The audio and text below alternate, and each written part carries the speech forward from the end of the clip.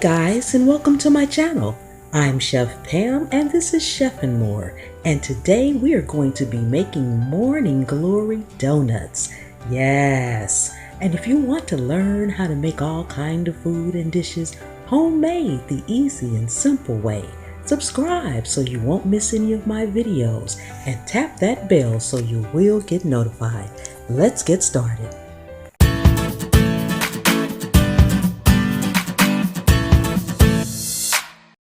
Okay guys, we're going to be making donuts, and to do so we're going to be using a mini bundt pan. That's the quick and easy way. Okay, these are going to be Morning Glory donuts, so we've got bananas and carrots, nuts and raisins that will be going in. But first, we're going to just take a little melted butter and put it inside of each one of these little rings so that we can make sure that our donuts come out nice, easy, and clean. Yes. So you just want to put some in there. It doesn't have to be a lot. You just want to make sure you get it nice and covered, each one, so that they will come out when they're all done. There, we got it all buttered up. So we're going to set that aside. And the first thing, guys, we need to do is get this carrot grated. I'm using my trusty hand grater again. We're going to use the larger side of the grater. And we're just going to get in there and grate the carrot. That's it. We just need one carrot because we're going to put carrots, bananas, raisins, and nuts in these donuts. So we don't want a ton of any of it because it will overpower. So to make it all even, we will just be using one carrot. Okay, we've got our carrot all grated up there. Now we're going to prepare our bananas. We need to get them mashed. I'll be using 3 bananas. We're going to make a dozen. And we just want to peel the banana, mash the bananas. We're going to be blending them using a hand mixer, but it's always a little bit better to ensure you don't end up with chunks of banana in there to mash them up first. So you just want to take a fork and mash them up. So we're going to get all these bananas mashed up, and then after that we can put everything together. So now we have our carrots grated, we have our bananas mashed. Now I'm going to take a wedge of lemon and just squeeze it on the carrots. I probably should have done that when I first grated them, but it's only been a couple of minutes, so we're fine. You just want to squeeze the lemon on there. This isn't for taste or anything else except for color. This will ensure that your carrots won't turn brown or green inside your muffins. Even if they're like a day old or something, it won't turn. And while we're waiting, while we're mixing everything else up, the carrots will stay nice, bright orange. And that's what we want them to be. Okay, so now guys, we're going to blend what we call our wet ingredients. For this is going to be the bananas. And we're going to also put in here, we're going to also put in here egg, butter, and sugar. So we have 1 egg here, and we're just going to beat it a little bit. Doesn't have to be beat very well because again, we're going to blend it. But before you put it into your bananas, you do want to beat it a little bit. So we're going to just beat our egg and pour that directly into the bananas. Yes, get that all out of there. I like to use every little bit there. Okay, and we're going to also be adding in our sugar. Sugar is considered a wet ingredient because when it melts, it dissolves. So yes, it's a wet ingredient.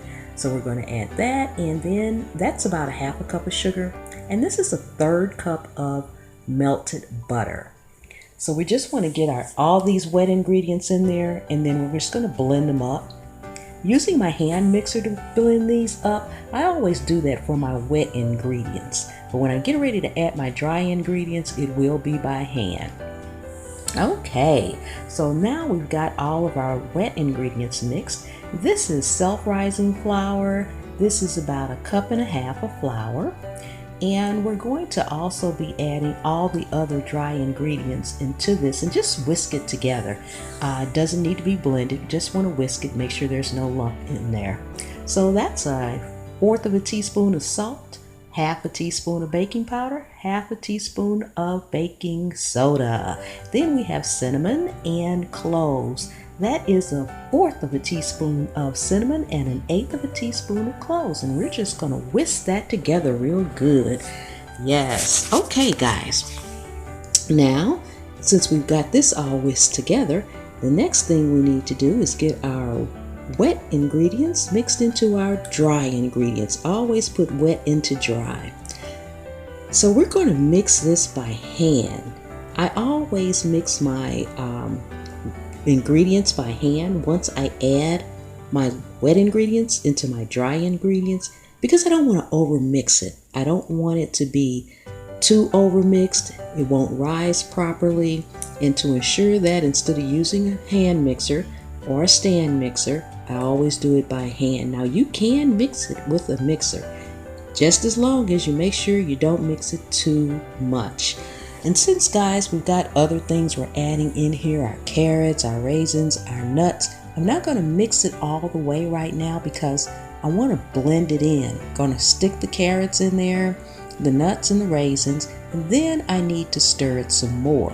So that's going to help me incorporate everything and still ensure that I'm not over mixing it. So that's why I didn't mix all of the dry and wet ingredients together at once right away.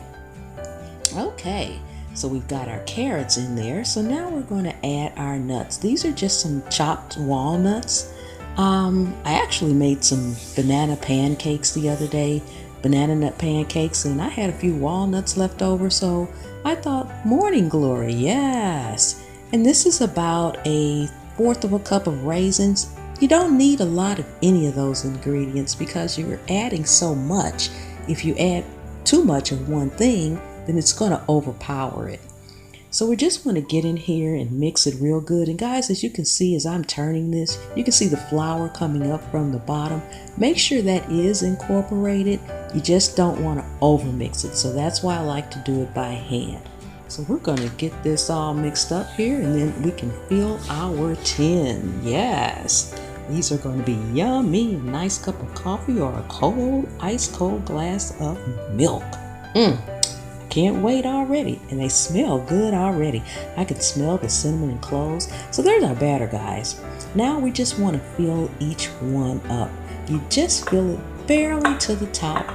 Make sure that there is no batter on the top of the little spout that comes from the hole that's in the cake, because that way you ensure you'll have a complete hole going through it, just like every other donut has a complete hole going through it. If you cover that up, then the batter will bake over the top of it and it won't be a true donut. So make sure that hole is in there. Okay, so we're going to fill all of these up, and then after that we'll be ready for the oven. Yes, okay, just push it down in there and make sure you get the same amount in each one so that all of them will come out to be the exact same size. And guys, while you're doing this, if you get some on the edges, it's okay, because at the end you can just take a paper towel or something and wipe that off. Okay guys, so now we have them all filled, and they're going to go in a 375-degree preheated oven for about 18 minutes.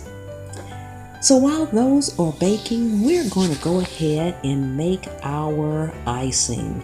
It's going to be a drizzle, more of a glaze than an icing.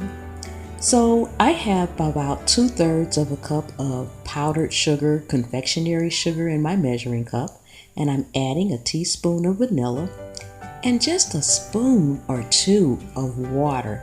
It doesn't take much. And guys, this is where you really have to be careful, because this glaze is not hard to make at all. But I'll tell you something, this glaze is not forgiving, and if you mess it up, it is hard to correct.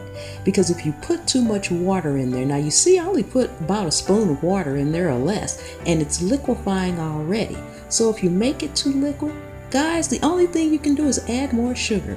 And you can add so much sugar that it's just not bearable to eat, because it's just too sweet, even if you have a super sweet tooth.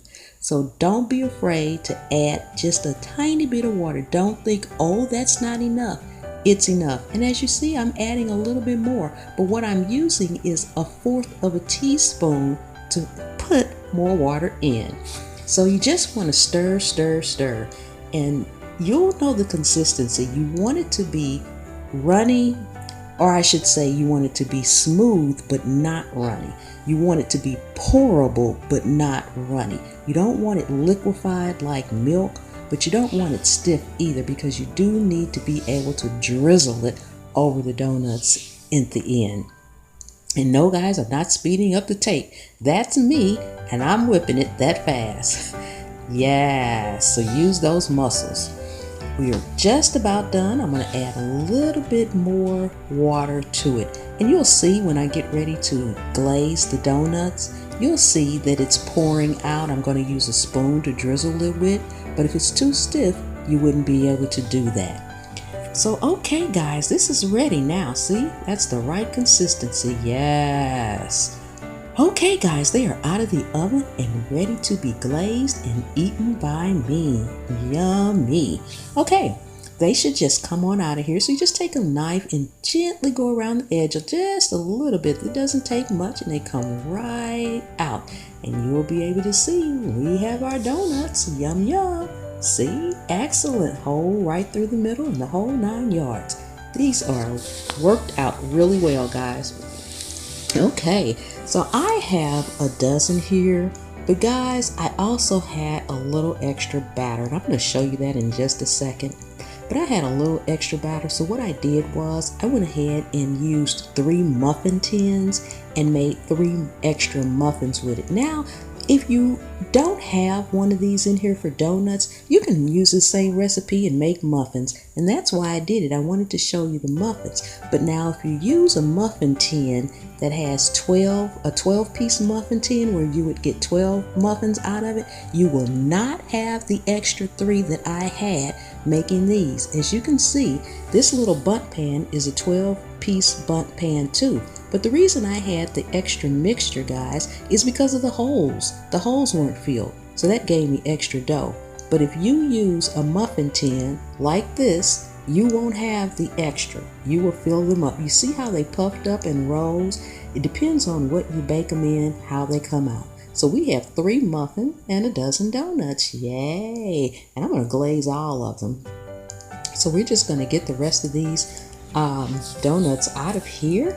Then we're going to glaze over them. And at that point, guys, I'm going to have to say goodbye to you guys, because I'm going to brew me a cup of coffee and I'm going to sit down and have me a couple of these, because they are smelling good and I just can't wait. Yes. Okay, so just about done here.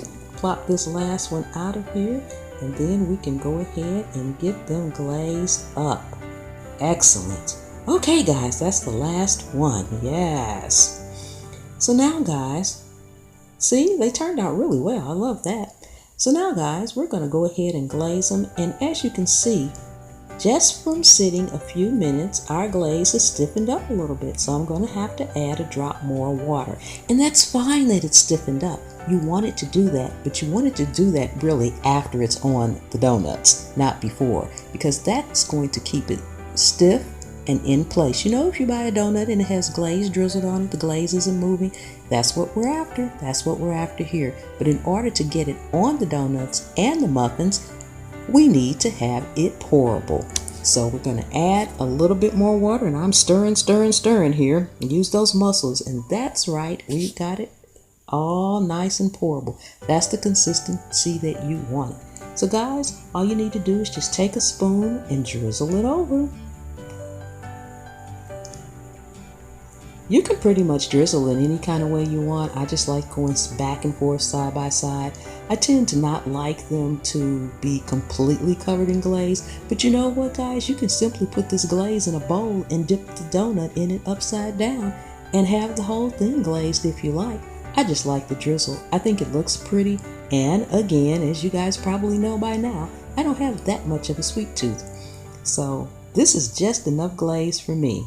Yes, but that would be something that you could do, is to just dip it in the bowl, turn it upside down, let it set for a couple of minutes, and your whole donut would be glazed. So you would have a morning glory donut that's glazed. Woohoo! Okay, and I'm going to do the muffins as well.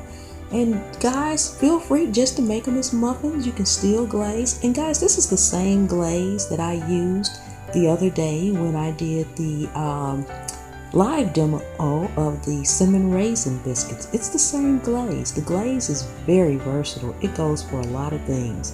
So if you want to check out that video, the link is up above. You can check out that of the cinnamon raisin biscuits, that live demo, and see how we made those as well. The glaze is the same. We just made biscuits that morning. That's all. Okay guys, we are just about done here, and these are looking good. Yummy. I'm even gonna have a little glaze left over here. Yes. Okay guys, we have made our donuts and I guess our muffins too. Okay. Yes, I am so happy that you guys came and hung out with me this morning to bake these donuts. Thank you so much for watching. Subscribe, leave me some comments, give me a thumbs up. And guys, I have a link to my Patreon page in the description as well as here. Please consider subscribing and supporting me on that platform too. I really do appreciate you guys. I have enjoyed you so much. I cannot thank each and every one of you guys for supporting me, watching these videos, and hanging out with me cooking. I'll see you next time.